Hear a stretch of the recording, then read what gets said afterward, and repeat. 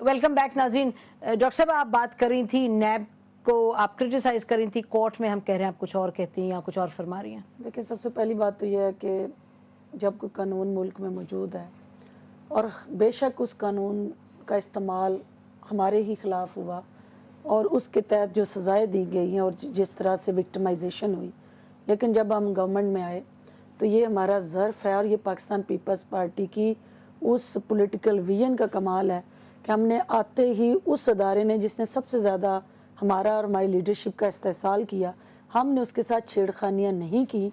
हमने opposition parties के साथ मिल के, पार्लियामेंटेरियन के साथ मिल के एक लेजिस्लेशन की और उस लेजिस्लेशन में कंसेंसस लाने की कोशिश की कि आज हम गवर्नमेंट में हैं, आज हम मनपसंद नैब लॉज अमेंड कर लेंगे, उससे हमें रिलीफ भी मिल जाता जो अब हो रहा है कोर्ट्स के अंदर। अगर हमने उन्हीं केसेस के लिए अपने कोई सेफ एग्जिट तलाश किया होता तो आज शायद इस तरह से वो नैब ऑर्डिनेंस या नैब लॉज जो हैं वो ज्यादतियां ना कर रहे होते क्योंकि वो एक डिक्टेटर ने समझ नहीं आ रही मुझे कुछ आपकी लाइन ऑफ आर्गुमेंट, कौन सी विजन की बात कर रही हैं? पहली बात ये है कि नैब ने तो कोई लॉ मुल्क में एग्जिस्ट करता था वो बेशक एक आमर ने बनाया था, अगर वो आपके उस वक्त आइन का हिस्सा है, इस वक्त मुल्क में मौजूद है, जब तक आप उसको चेंज नहीं करते। कौन से लॉ की बात कर रही हैं? नैब ऑर्डिनेंस की, नैब लॉ की बात कर रही हैं। तो हम भी यही कह रहे हैं। देखिए, हमने उसको, लेकिन आप अभी फरमा रही थी ना, उसको छेड़खानियां हमने नहीं की अप टिल अनटिल कि आपने उसके साथ अमेंडमेंट्स नहीं की एक प्रॉपर डेमोक्रेटिक तरीके से और एक पार्लियामेंट के जरिए। जब आप उस लॉ को, जो नया नैब अकाउंटेबिलिटी बिल है, उसको अपोजिशन के पास ड्राफ्ट पड़ा है, वेटिंग हो रही है और लीडर ऑफ अपोजिशन की उसमें कुछ रिजर्वेशंस थी, वो पार्लियामेंट में आया, हाउस में लाया गया, अपोजिशन ने उस पर कुछ पॉइंट्स रेज किए, प्राइम मिनिस्टर ऑफ पाकिस्तान ने खड़े होके उसको विथड्रॉ कर लिया और दोबारा से लीडर ऑफ अपोजिशन को कॉन्फिडेंस में लिया और उन्होंने कहा कि जब तक हमें इस पूरे लॉ के ऊपर कंसेंसस नहीं होता हम इसको पार्लियामेंट में टेबल नहीं करेंगे। अब चूंकि इनके पास पड़ा हुआ है, कॉन्स्टिट्यूशनल कमेटी कुछ और इश्यूज में मसरूफ है, आज अल्लाह करे कि एक अच्छी खबर कौम को मिले तो उसके बाद this is your another priority area जिस पे आपको काम करना है। डॉक्टर साहब, अब मुझे इजाजत दीजिए तो जरा हम सब्जेक्ट पे वापस आ जाएं। ये तो बड़ी लंबी बात हो रही है इश्यूज पे और सिस्टम पे, ये बात हो रही है जो कोर्ट में हो रहा है और एनआरओ के हवाले से और जिस तरीके से इश्यूज उठाए जा रहे हैं। देखिए, आप अभी बात करी थी पॉलिटिकल विजन की अपनी लीडरशिप की। रियाज शेख साहब जिनको कल उठा के जेल में डाल दिया गया, वो कन्विक्ट हुए थे। उसके बाद 16 दिसंबर के बाद जब एनआरओ की जजमेंट आई तो आपकी हुकूमत ने उनको उठा के जैसे कि बिल्ली को लगा दो चौकीदार चूहों के पीछे, उनको बना दिया economic crime wing of FIA, उसका एडिशनल डायरेक्टर जनरल। ये पॉलिटिकल विजन है या ये आबेल मुझे मार है? देखिए, सबसे पहली बात तो ये है कि क्या वो शख्स जो कन्विक्टेड था एनआरओ के तहत जो उस वक्त रिलीफ मिला, उस रिलीफ का बेनिफिशरी था? जब आपने वो रिलीफ विथड्रॉ कर लिया तो उसके बाद वो अपील में गया और वो अपील उसकी सुप्रीम कोर्ट में पेंडिंग थी। उस फैसले के खिलाफ, हाई कोर्ट के फैसले के खिलाफ जाहिर है आपने सुप्रीम कोर्ट में अपील करनी थी। वो अपील जब कल खारिज हुई, जब कोई शख्स जब तक मुल्ज़म डिक्लेयर नहीं होता, मुजरिम डिक्लेयर नहीं होता, आप पॉलिटिकल मोटिवेटेड केसेस की बेस पे केस तो उसमें लगा था ना, आपने तो उसको प्रमोट ही कर दिया। आपने यहाँ पे कन्विक्शन नवाज शरीफ साहब को नहीं हुई थी 11 हाईजैकिंग केस में, इस मुल्क की अदालतों ने नहीं दी थी सजा।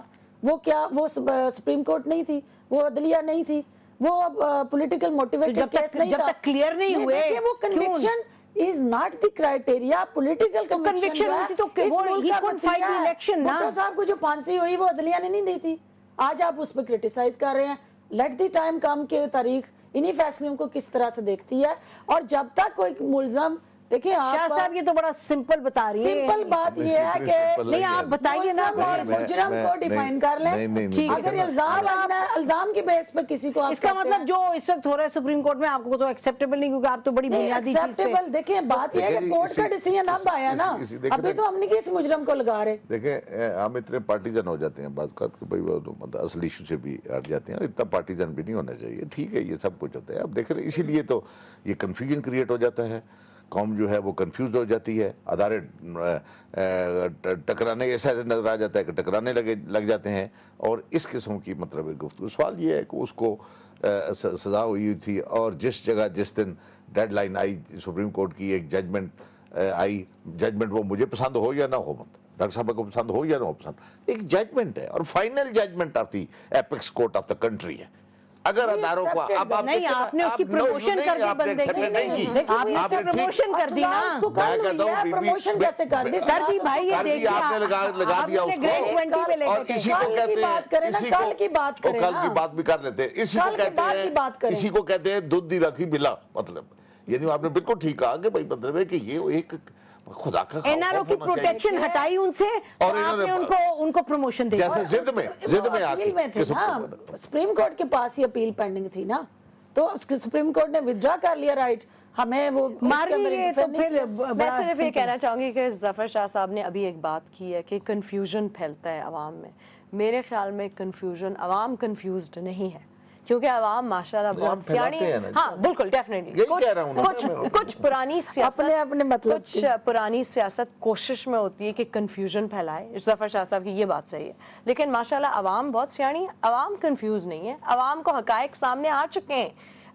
جیسے کہ آپ کو شاید obviously you're not convinced with the answer, I might not be convinced with the answer. This is your own point of view. I think عوام کو بھی فیصلہ کرنے کا حق ہے, وہ convinced ہے یا نہیں ہے.